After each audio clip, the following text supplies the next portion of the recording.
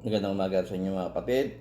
Tayo muli mag-aaral ng banal na salita. Sa pagkakataong ito, narito po tayo sa ikatlong yugto ng ating pag-aaral dito po sa Acts 2. Ang unang yugto ay may kinalaman doon sa ano nangyayari ng mga araw na yon.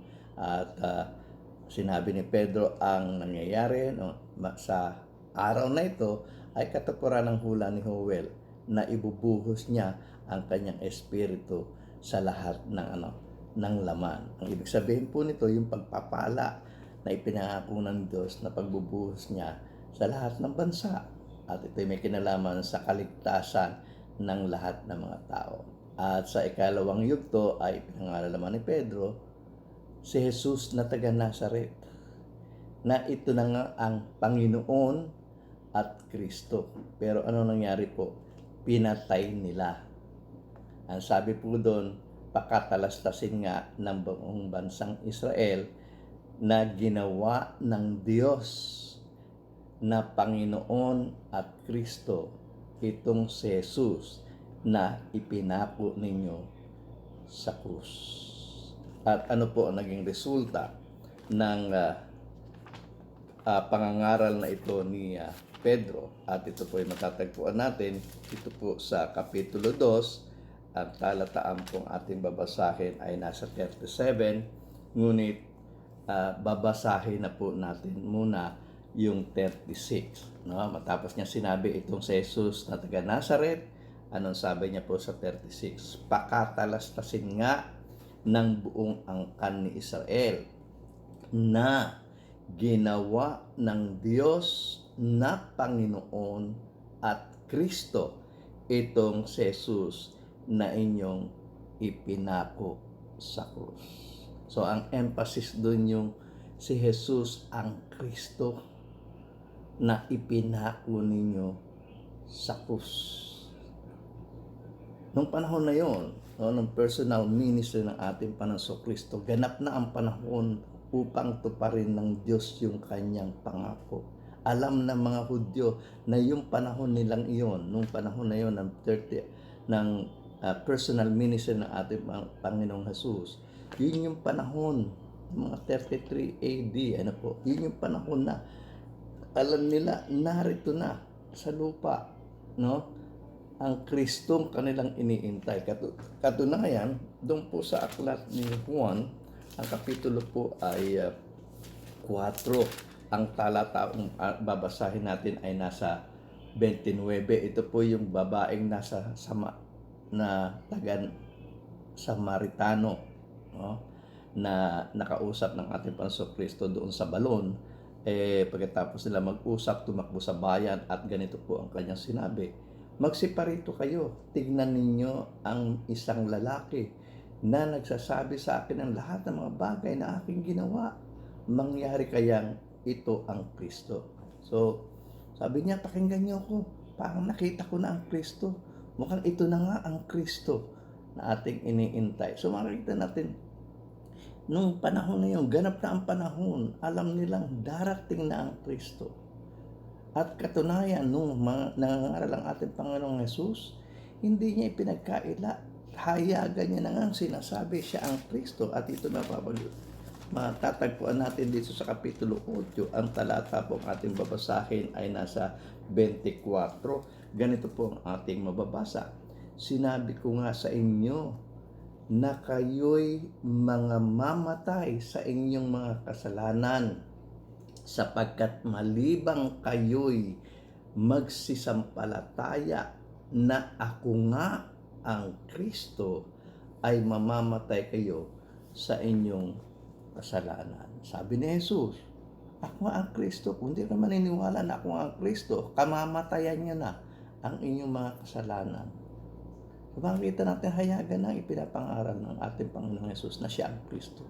Pero nung mga pagkakataon yun, sa dami po na nagpapakilalang Kristo, nangalilito yung mga Hudyo kung siya nga'y tatanggapin na siya nga ang Kristo. At matatagpuan natin dito po sa Kapitulo 10, ang talataan pong ating babasahin ay nasa 24. Juan, Kapitulo 10, 24. Ganito po ang ating mababasa. Nilibot nga siya ng mga Hudyo at sa kanya'y sinabi, Hanggang kailan mo pa baga pag-aalinlanganin kami? Kung ikaw ang Kristo, ay sabihin mong maliwanag. So makita natin, inaantay talaga nila ang Kristo. Pero nung dumating si Jesus, hindi nila itinanggap ito na siya na nga ang Kristo na kanilang iniintay. Bakit nila iniintay ang Kristo? Ano ba ang kahalagahan nito sa kanila? Ano ba ang kahulugan ng Kristo?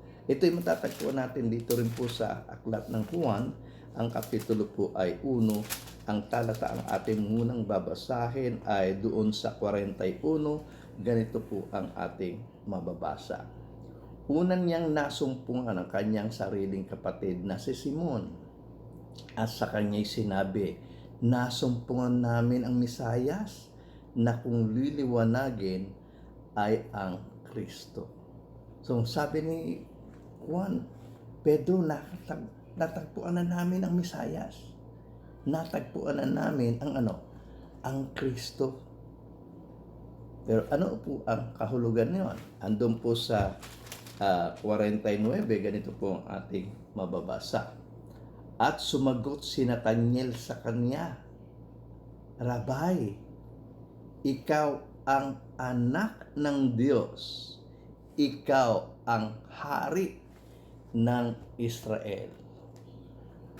So, natatandaan niyo po ba nung nagtanong ang ating Panginoon Kristo sa kanyang mga alagad kung sino siya? Ang sabi ni Pedro, ikaw ang Kristo, ang anak ng Diyos. Ang sabi naman ni Nathanael dito sa ating huling binasa ay ikaw ang anak ng Diyos, ang hari ng Israel.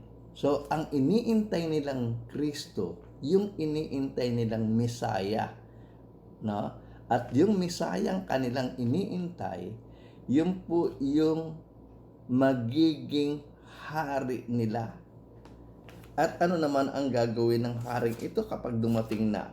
Dito po sa Aklat ng Mga Gawa, Kapitulo 13, ang talataan pong ating babasahin ay naandun po sa 23. Ganito po ang ating matutunghayan. Ang sabi po ng banal na kasulatan ay ganito, sa binhi ng taong ito ay ayon sa pangako ng Diyos ay magkakaloob ng isang tagapagligtas na si Jesus. So makikita natin yung ipinangako kay David na hari, yung ipinangako kay David na Kristo o Mesaya na maghahari sa kanila, ang dadalhin nitong hari ito ay kaligtasan para sa kanila. Yun yung pagkakaintindi nila, para sa kanila. Pero ang totoo, ito'y para sa lahat ng bansa. Ito'y para sa kaligtasan ng mundo.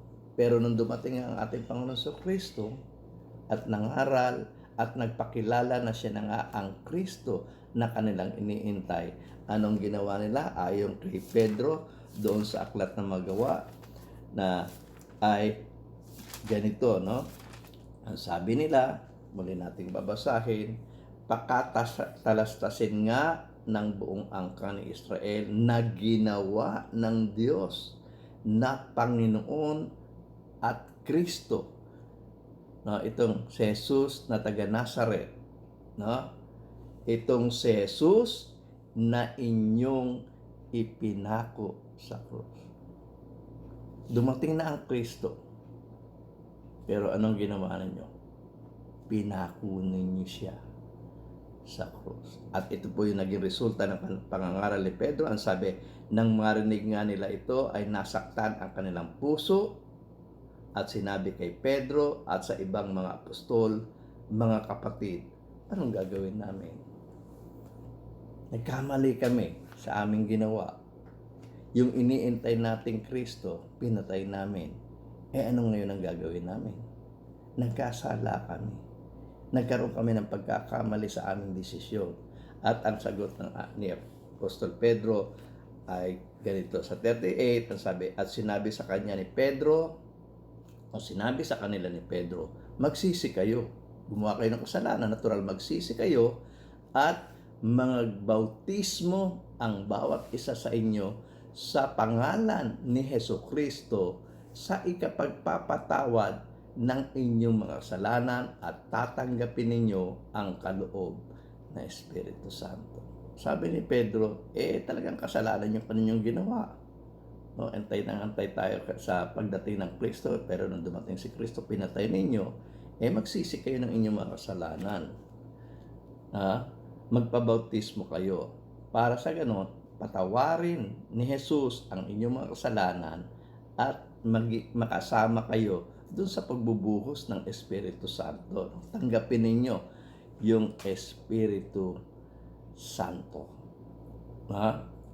So yun yung sinabi sa kanila ni Pedro upang sa ganon ay mapatawad sila sa mali nilang ginawa na pagpatay nila sa Panginoong Jesus. At nung pasimulan ito ni Pedro yung kanyang pangangaral, ay nagpatuloy yung paglago ng mga alagad.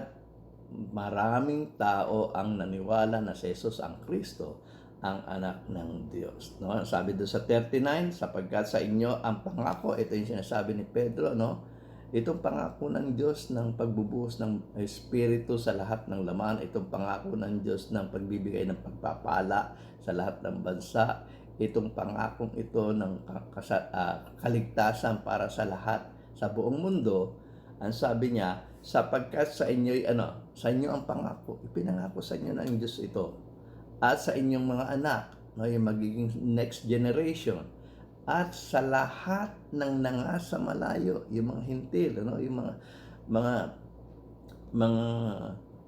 ibang mga bansa, maging ilan ang tawagin ng Panginoon nating Diyos sa Kanya. So yung pagbubuhos ng Espiritu Santo, ito'y pagbubuhos ng pagpapala, ito'y pagbibigay ng kaligtasan sa lahat ng bansa. Hindi lamang ito ipinangako sa kanila, ipinangako rin ito sa lahat ng mga bansa. Kung natatandaan yung sabi ni Pablo doon sa Galatians chapter 3:8, di ba? Aariing ganap pati yung mga hintil, di ba? Ipinangaral na ang ebanghelyo kay Abraham na nagsasabi, pagpapalain ang lahat ng mga bansa. At yun na nga po ang naging resulta ng kanyang pangangaral, na nagbalik loob sila sa Diyos, nagsisi sila ng kasalanan at nagpabautismo at tinanggap nila yung kaloob ng Espiritu Santo. At nagpatuloy si Pedro sa kanyang pangangaral at ganito po yung ating matutunghayan. At sa ibang mga maraming pananalita ay nagpatotoo siya at nangaral sa kanila na sinasabi, magsiligtas kayo sa likong lahing ito. Yaong nga nagsitanggap ng kanyang salita ay nangabautismuhan at naparagdag sa kanila ng araw na yaon ang may 3,000 kaluluwa. So marami ang mga nagsisampalataya na si Jesus ang Kristo, at yung mga nagsitanggap ng pangangaral na ito ay nagpabautismo. So mahalaga po yung pagbabautismo para sa kanilang kaligtasan. Kaya ginawa nila ito. At nakita natin yung mabilis na paglago, ng mga alagad ng ating Panginoon Kristo. Araw-araw nagkakaroon ng mga karagdagan ng mga alagad ng ating Panginoon Kristo. Anong ginawa nila? At sila ay nagsipanatiling matibay sa turo at aral ng mga apostol, kasama-sama sa pagpuputol-putol ng tinapay at sa mga panalangin. Sabi, at araw-araw sila ay nagsisipanatiling matibay sa pagkakaisa sa templo at sa pagpuputol-putol ng tinapay sa bahay-bahay, at nagsisikain sila ng kanilang mga pagkain na may galak at may katapatan ng puso, at nagpupuri sa Diyos at nagtatamo ng paglingap ng buong bayan, at idinaragdag sa kanila ng Panginoon araw-araw yaong nangaligtas.